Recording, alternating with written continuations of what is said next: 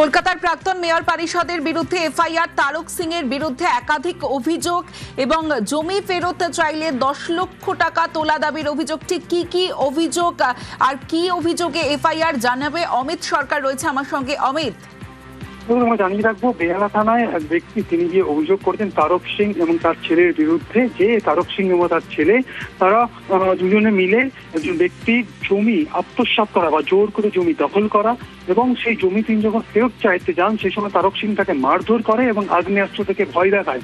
এই মর্মে গতকাল তিনি লিখিতভাবে অভিযোগ জানান বেহালা থানাতে এবং সেই অভিযোগের ভিত্তিতে তারক সিং এর বিরুদ্ধে জোর করে জমি দখল করা,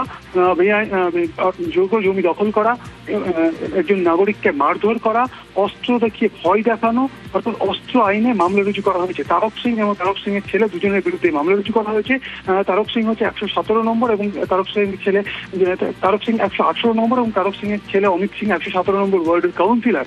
তাদের বিরুদ্ধে ইতিমধ্যে বেহালা থানাতে মামলা রুজু করা হয়েছে এবং ইতিমধ্যে তদন্ত শুরু করা হয়েছে পুলিশের তরফে। বেশ অমিত।